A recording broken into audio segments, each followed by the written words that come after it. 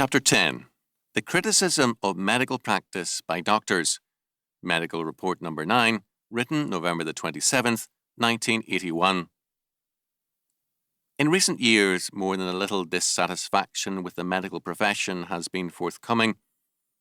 More than a little of this has come from physicians themselves. True, the political criticism, from men like Senator Ted Kennedy, has been very much in evidence. But apart from that, physicians themselves have been vocal in their criticism. Over the years, some of the most readable books of current interest have been written by physicians. Because medical practice involves crises and drama, doctors' lives and tales make good reading.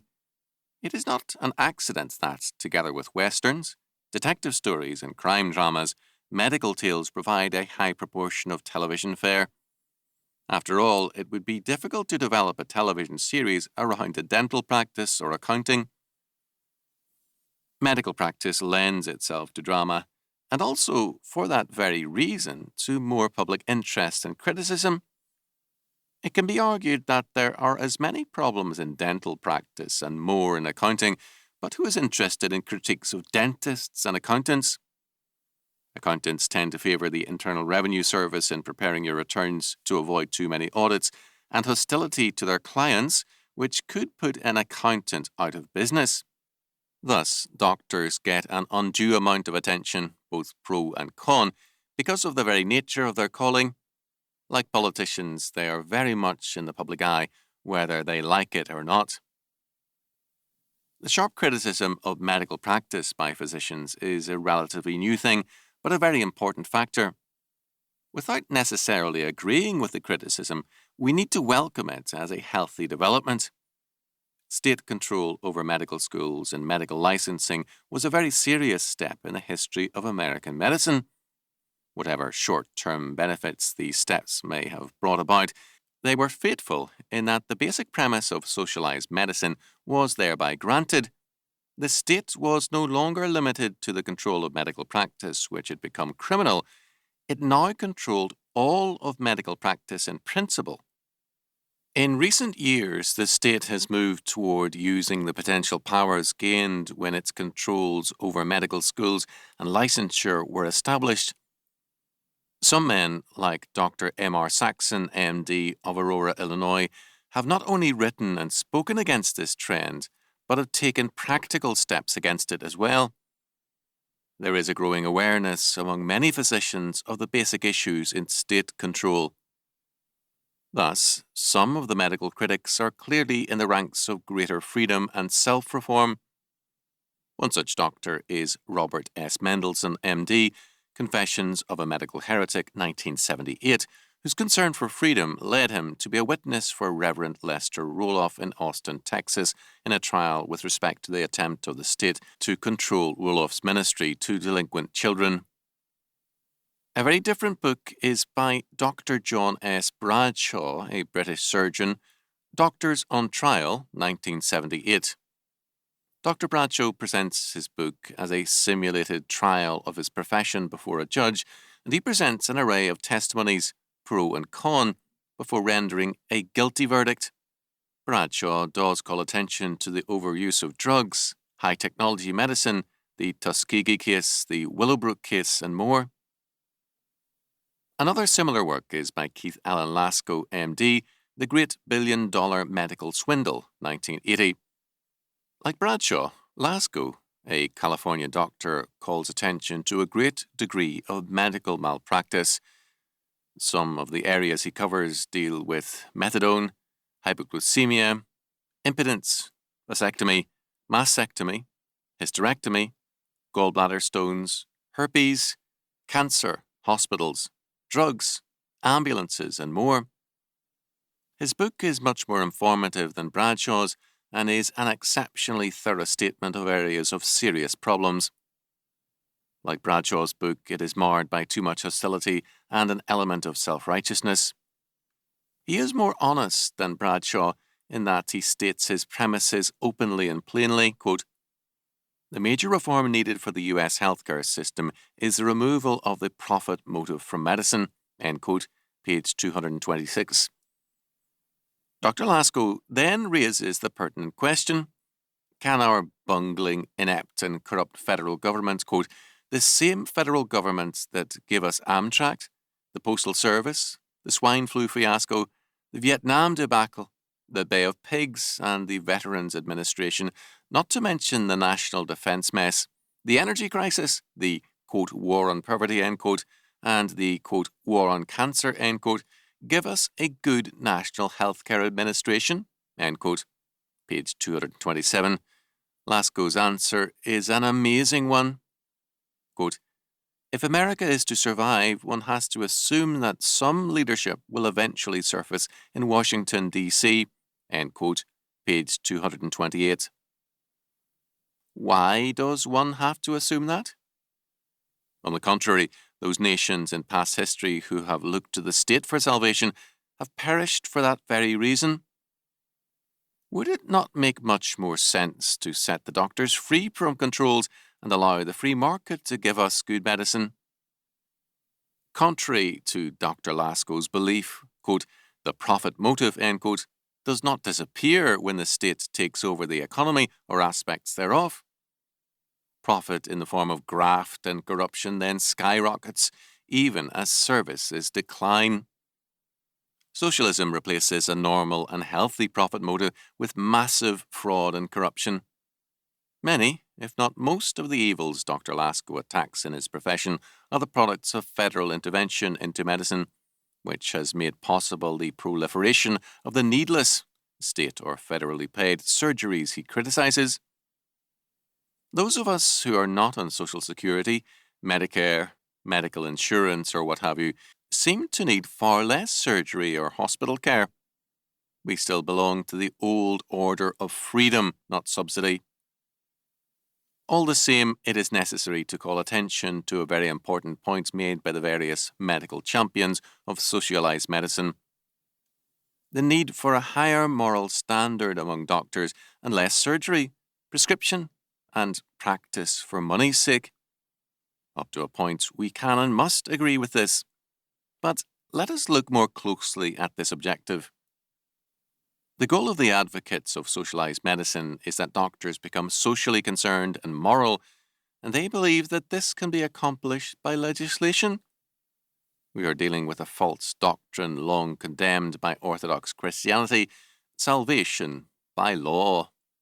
Its premise is anti-Christian, and its success is impossible.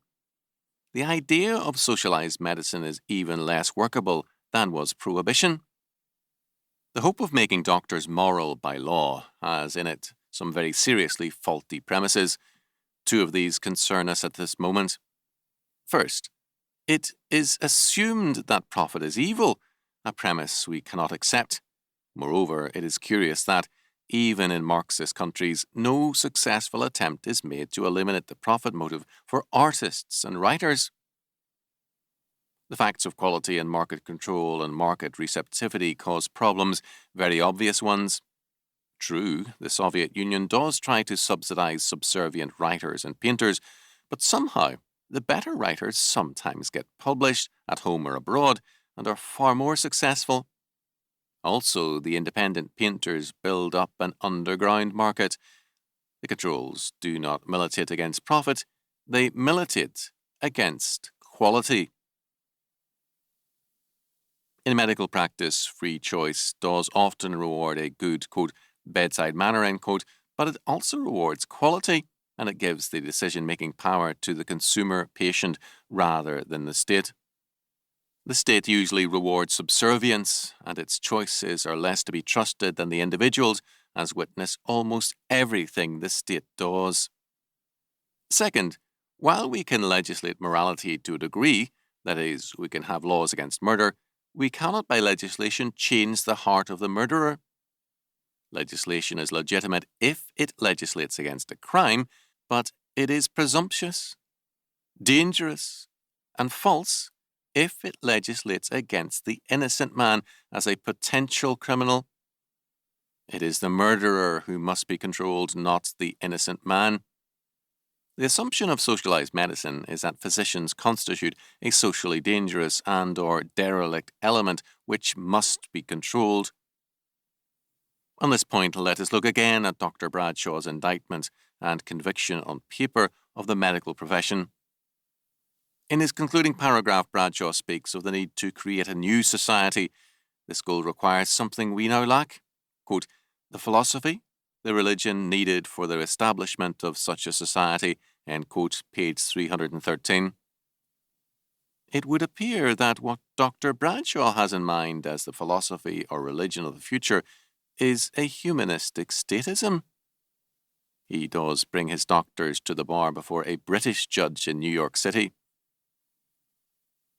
Acts 3:6 tells us of the incident before the temple when St. Peter healed the lame man, saying, quote, in the name of Jesus Christ of Nazareth, rise up and walk, end quote. Today, all too many doctors and politicians seeing the sickness within the medical profession are trying to say, quote, in the name of the state, I command thee, rise up and walk and be whole, end quote. It does not work. Without accepting the strident critique these doctors make of their profession, we can grant them certain of their arguments. The medical profession does need healing, but healing from what? The rise of very hostile criticisms of the medical scene, doctors, hospitals, medical schools, and more, is a fairly recent thing. It did not exist to any appreciable degree before World War II, and it has become prominent since circa 1960. We can thus say that it has risen in part at the same time as federal intervention into medicine was stepped up dramatically. In fact, it has developed together with Medicare. Very bluntly, the common opinion is that doctors fought it bitterly, but when they found that it could be exploited financially, they did so.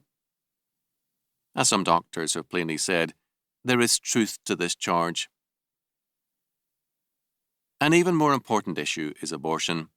Travelling as I have very extensively across country and talking to people on planes, in terminals and at meetings, a curious fact has come to my attention. The pro-life and the pro-abortion people both have strong convictions on the question of abortion, but they are agreed on one thing. They do not trust, quote, most doctors, end quote. It took me a while to realise this, and it came out only accidentally and or unconsciously from pro-abortion people, but abortion has affected their view of doctors. Such a person will go to a doctor for an abortion, but can you trust a man with your life who takes life for money? A man who sees no evil in taking life? Psychologically, this has taken a fearful toll on the public image of doctors. Let us assume that an American Clergymen's Association existed with all clergymen in the United States in it, or most of them, and all members were state licensed. Let us further assume that this ACA either declined to take a stand against abortion, homosexuality, and adultery, or approved of these things. Would not every person in this country look askance at the clergy, whether or not they approved of these things? Here we come to the heart of the problem. Psychiatry has, quote, dropped, end quote, homosexuality as a perversion or as evidence of some disorder. The homosexuals gained a bit from that judgment, but psychiatry lost disastrously. It gained public contempt. Medical societies recognize abortionists as physicians in good standing, and every doctor is hurt by that recognition. He who recognizes murder as legitimate is classed with the murderer. Bradshaw is right in seeing the need for religion, although we cannot agree with his argument before a court or his religion. The religion of statist humanism has been brought by too many doctors. They simply balk at the logical conclusion of their faith. Their moral dereliction can no more be cured by socialized medicine than alcoholism can be cured by a warehouse full of whiskey. The problems raised by the medical critics of physicians and by the political critics as well are at heart moral problems. The state cannot minister to any of those problems. Moreover, our society as a whole is morally and religiously derelict, and it needs a truly biblical faith to be renewed. Prescriptions for the medical profession which neglect, overlook, or sidestep this fact are dangerous. For men like some of our current senators to present themselves as the bearers of a moral solution to the problems of healthcare is Pharisaism of a most flagrant variety. However, in every age, Pharisaism is a most popular religion. The only effective answer to it is a truly biblical faith.